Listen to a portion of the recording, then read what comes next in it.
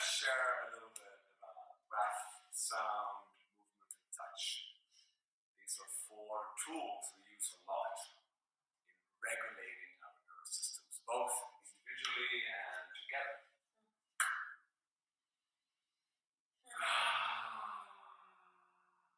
They're basically the foundational building blocks from which all of our work with embodied intimacy is founded on. It's basically the essential. It would be like air, fire, water, earth. The elements, basically. Four basic elements we're working with in our practices. Yeah, and they really apply to this training because we work with embodied intimacy. And for us human beings, intimacy is scary. So just by default, approaching other people, you're gonna feel a little afraid.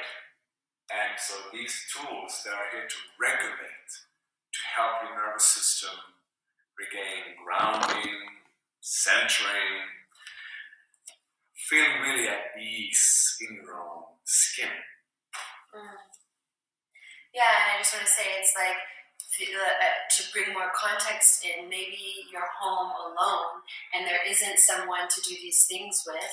This is both for self-regulation and for co-regulation. Or you're going out into the world and something feels scary or intimidating, or you notice an activation. Like, for example, when I'm at the grocery store now and I see people in gloves and masks, it kind of scares me. It actually activates my system more than relaxes. So these are tools to use whether you're in connection or not, whether you're in public or whether you're at home.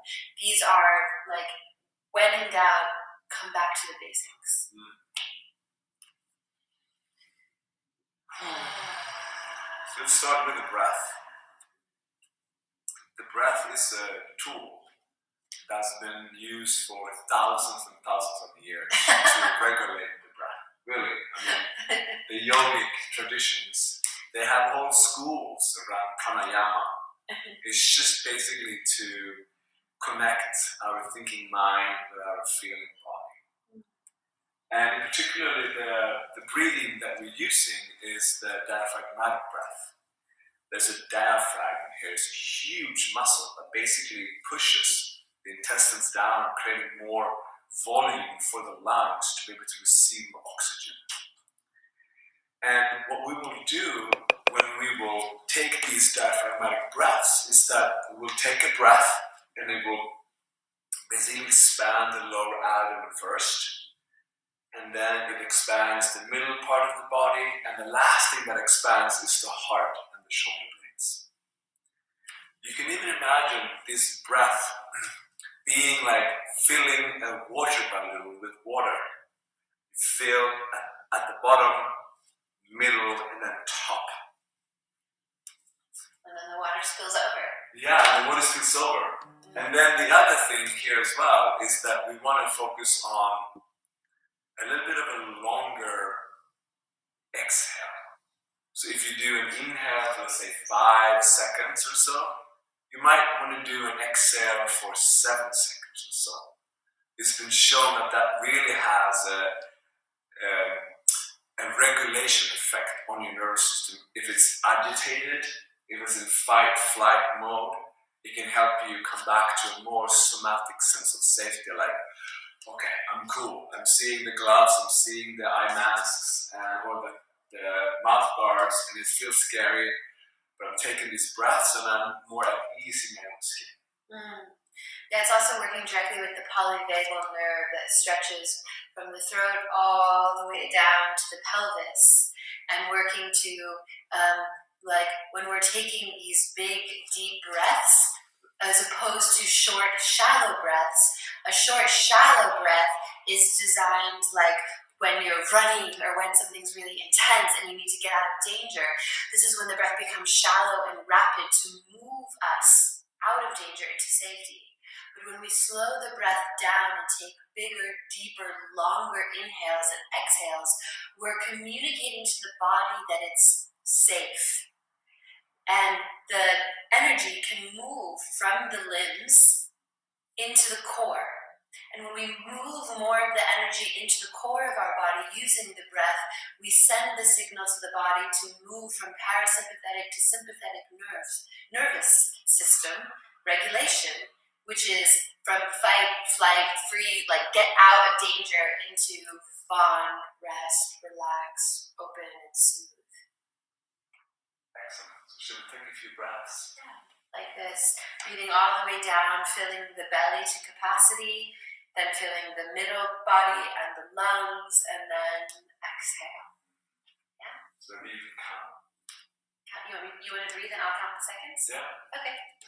So inhale, 1, 2, 3, 4, 5. Exhale, 1, 2, 3, 4, 5, 6. Inhale, 1, 2, 3, 4, 5. Exhale, 1, 2, 3, 4, 5, 6. One more. Inhale, 1, 2, 3, 4, 5. And exhale, 1, 2, 3, 4, 5, 6.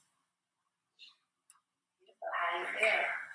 Yeah, I feel more spacious Mm. and more present and calmer. Mm. And my voice is a bit slower and darker. Mm. Yeah. Just those 3 breaths. Mm. I feel you more in your core in some way. Like Yeah. more here. Yeah. Mm.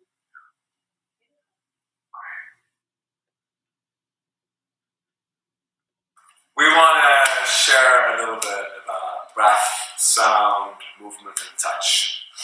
These are 4 tools we use a lot.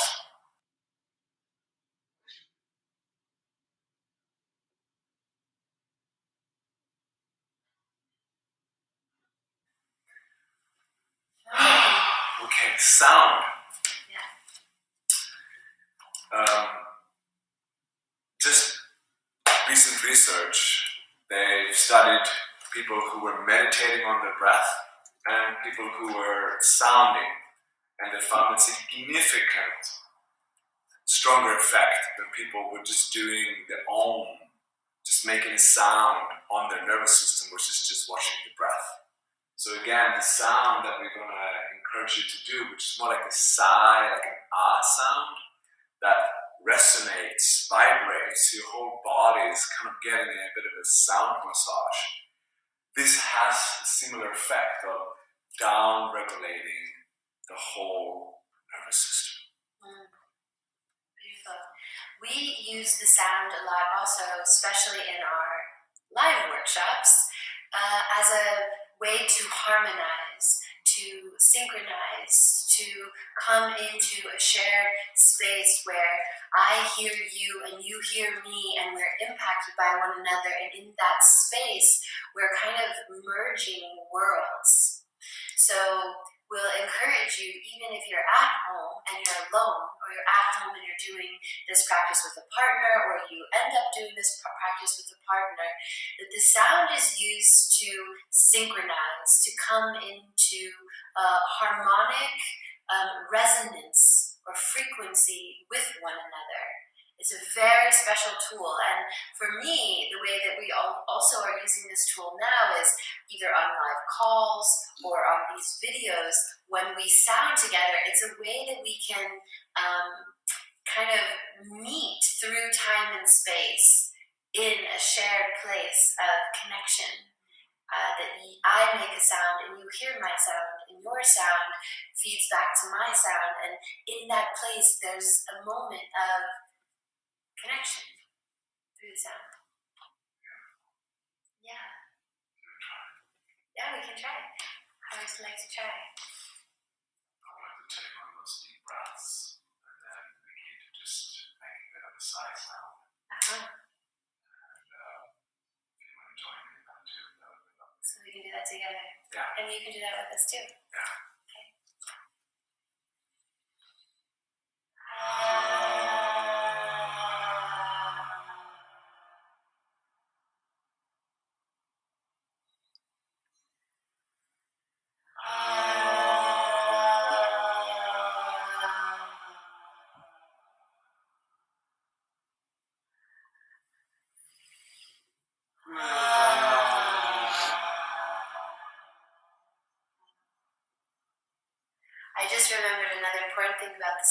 is to make an authentic sound. And the sound that you make should be an expression of what's happening for you on the inside. Because that's the way that we can meet not only in frequency, but in what's true in this moment. So Booster and I, when we make this sound together, we're not making or a fabricated sound. We are allowing the sound that is us to vibrate and be given and shared and received through our combined sound. This is really important because sometimes people hear us and then they just try to mimic. But then it can become feeling quite fake or surface, and people can't really connect to you because it's not an authentic sound. So there's an encouragement to make an authentic sound, and then not only are you in relationship with someone else, you're also in relationship with yourself. When I make a sound, I get to know my inner landscape deeper.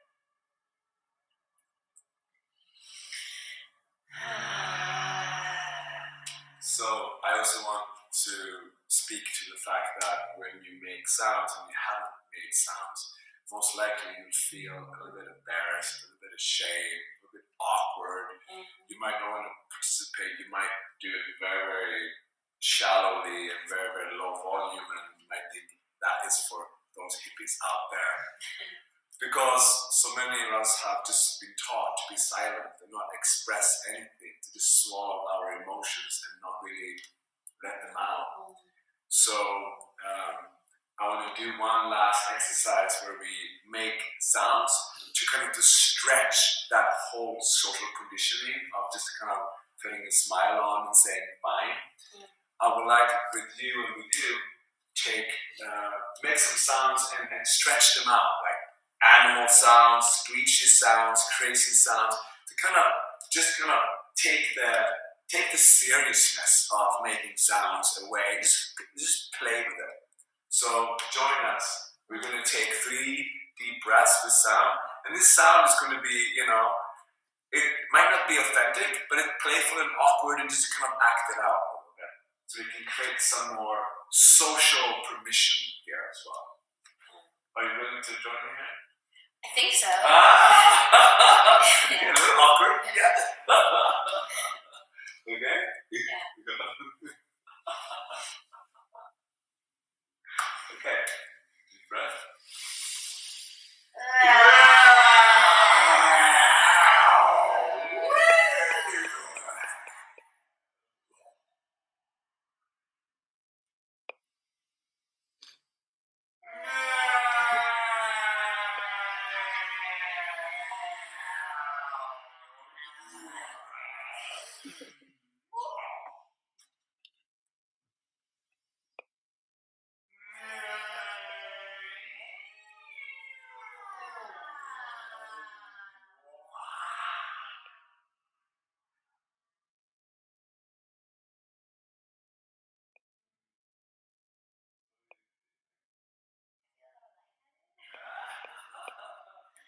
A little sweaty.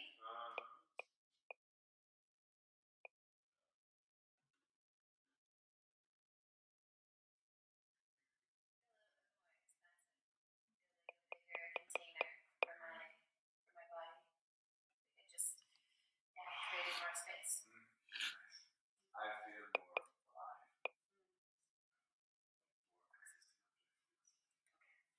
It's fun. Not so serious. Making a video.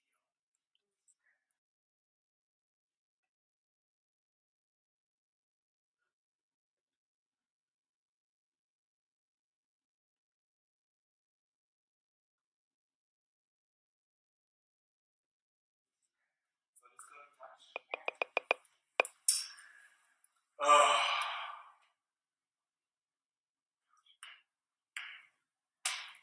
For me, touch is another universal language. Particularly the metaphor is a child that is hurt, running to the parent scoops up the child and holds the child until it's felt the pain and it's complete.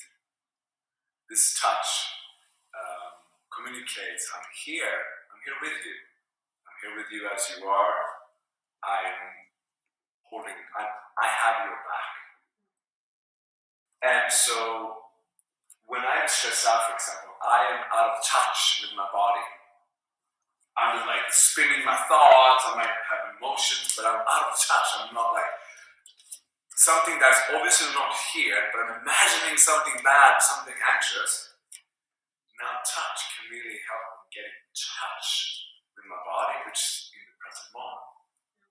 So again, research show that placing a hand on your heart, which is an intelligence center, life is very different when the heart is open, which is closed, and the gut.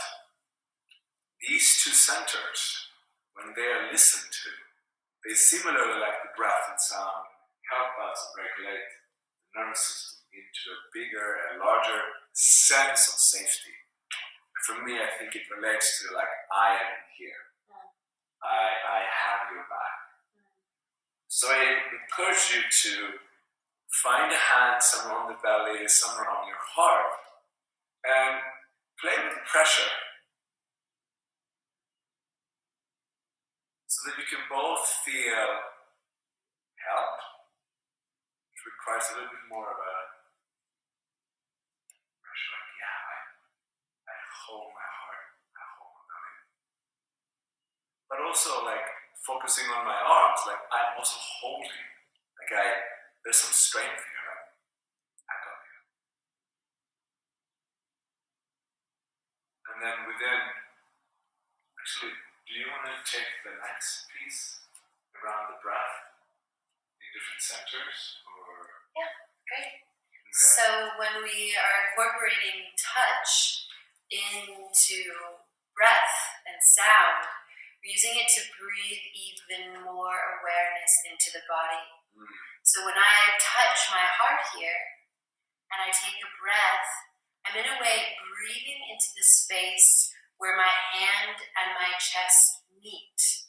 There's a deeper level of informational exchange from this place. I become more aware of my chest when my hand is on my chest.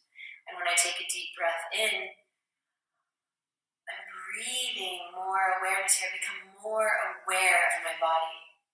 More somatic awareness brings me down. So in a way, for me, is like where the breath can sometimes, I'm breathing and it can get me high and kind of shoot me up. For me, the breath and the touch of the body brings me down deeper.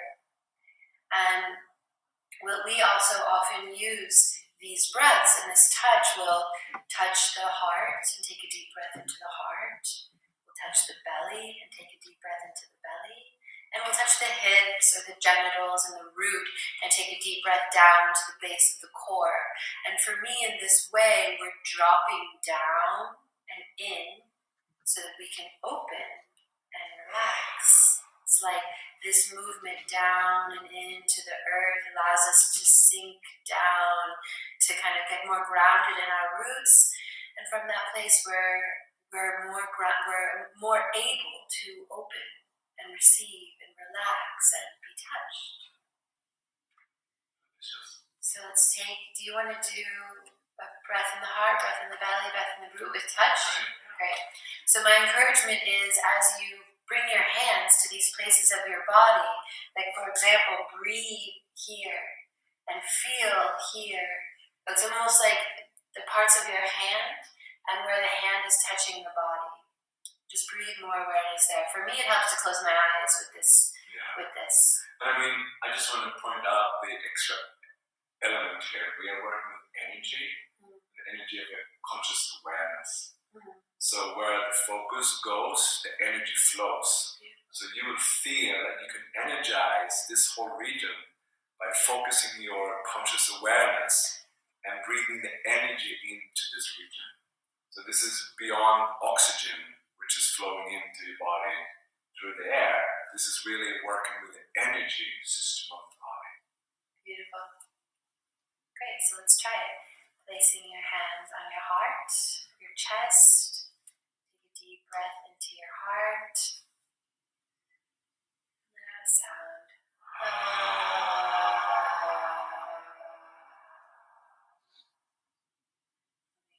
hands down to your belly and having a little bit of touch so that you can feel the density and feel the space of your hands. It's great if you yawn. Deep breath into your belly.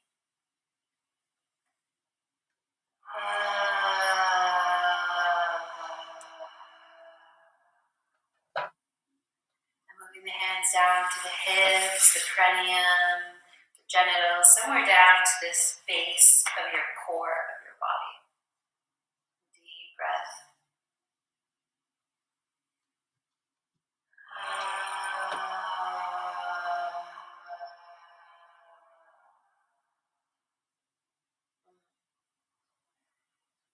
Yeah, right away I notice how much more in my body I am and how much more aware of my body I am just from taking the focus from out to in.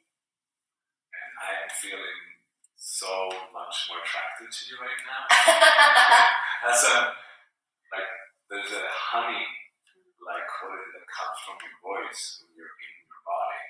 And like when you really inhale, like wow, you are here. I like you.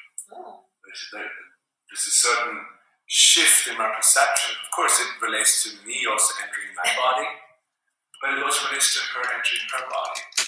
So it just brings more juice, more life, more connection, basically. So using touch and breath to become more attracted to your partner. And to yourself in a way, Yeah. to create more of a welcoming of even unwelcome feelings. Like this is not just about creating pleasure, this is really about embracing pain.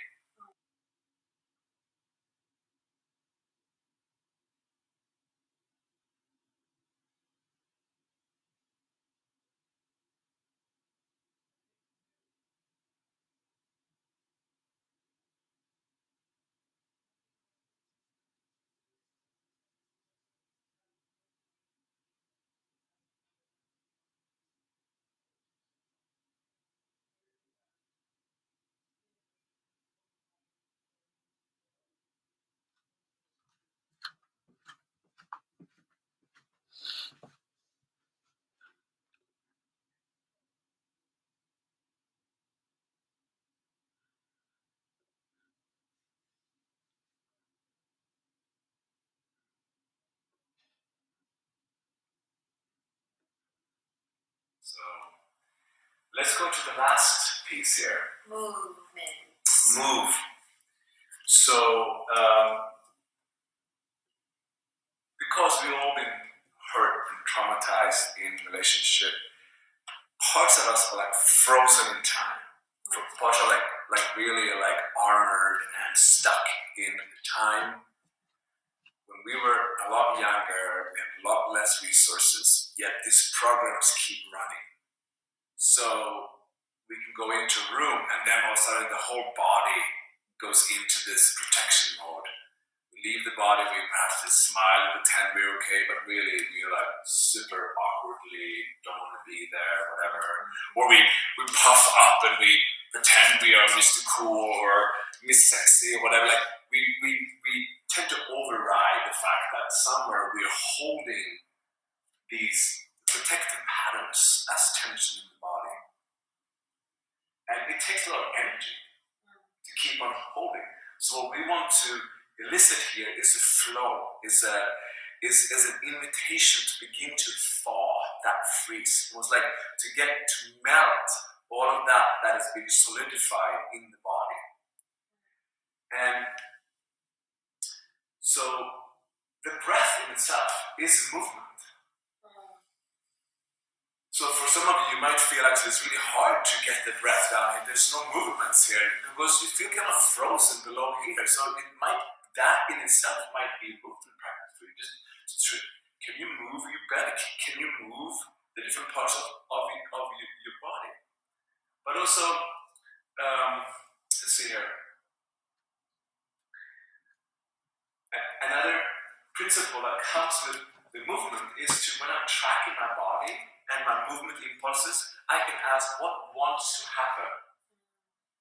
Like, I want to bite, or I want to raise my shoulders up. I want to twist. I want to, like this animal, I want to take it out of the cage of the past and say, I'm relatively safer here. This is a brave space. I want to take risks. So I'm stepping out of the cage. I'm getting in to perhaps an undulating movement of my spine. Maybe I stretch, maybe I yawn. Maybe I shift different positions. So it's basically to create more cohesiveness with the whole body. My legs are here, my arms are here, my spine. This is what I want to let open with movement. Beautiful. Yeah, I think for me also this is the piece around like expanding my container to make the breath more dynamic, to feel myself, like the breath can get very stale and I can still be quite frozen if I stay in this place and I hold it. But like when I allow myself to either move and shake as I breathe, it's kind of breaking up the energy blocks and patterns all over and allowing more energy to move. And when I move my body, I become aware, like right now, I become so aware of this hip. And then the breath can breathe down into this hip and a new sound becomes available. So it's more dynamic and it lets me feel more of what's actually true and alive for me in this moment, rather than just, a straight, which is beautiful actually, and still breathes and brings a lot of presence to hold stillness and breathe. But when we move, the dynamicness of when we move and our bodies become more dynamic, so does the breath and so does the sound. And then my presence expands and then my container expands and I become more aware of even the space around me. So we take 3 breaths where we just combine all of these things. So we're going to combine breath, sound, maybe some self-touch, and moving the body. Yeah. Okay. Ready?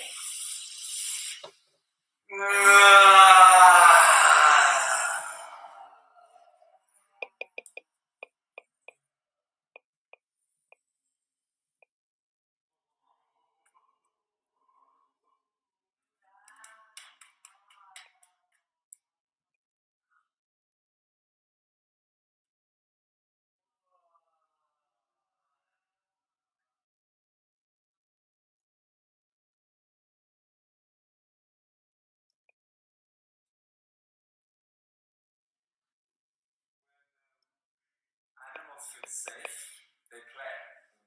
And I think these are tragically put in place for us because we become so unnatural. We are being so afraid. So right now we're using these 4 gateways into a somatic sense of safety, so we can play, so we can be naturally in our animal body. We can really rest in this intelligence, right? So,